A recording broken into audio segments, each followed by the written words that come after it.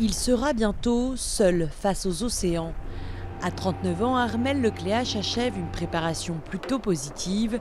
Une victoire en solitaire catégorie IMOCA sur la Transat anglaise, suivie tout de même d'un abandon pour avarie sur la New York-Vendée. Depuis le dernier Vendée Globe, j'avais pas eu l'occasion de naviguer comme ça en course aussi longtemps. Et voilà, c'est comme le vélo, hein, ça revient vite.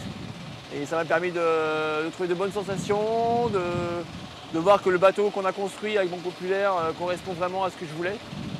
Un bateau conçu sur mesure pour le tour du monde en solitaire. Un monocoque de 60 pieds pourvu des dernières technologies, comme ces foils, sorte d'ailerons qui permettent aux voiliers de décoller au-dessus des vagues. C'est un des derniers bateaux construits qui bénéficie des dernières technologies, des dernières études sur les carènes, sur la performance du bateau, notamment aussi avec des foils. Donc on espère que les choix qu'on a faits sont les bons pour être rapide sur la course et justement jouer la victoire. Une victoire qui a échappé de peu au skipper breton lors du dernier Vendée Globe, arraché par François Gabard avec 3 petites heures d'avance. Et après son forfait douloureux sur la route du Rhum en 2014, Armel Lecléache revient plus que jamais en conquérant. C'est difficile de se cacher, hein. Voilà, j'ai fait 2 fois deuxième, dont la dernière fois à quelques heures du premier.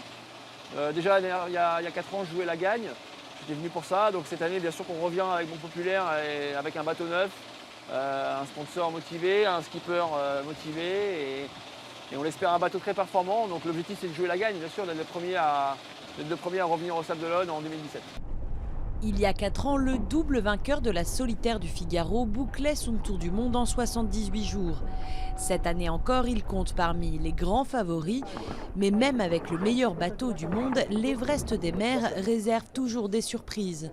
Sur les 7 premières éditions, 138 marins ont tenté leur chance. Seuls 71 ont franchi la ligne d'arrivée au Sable d'Olonne.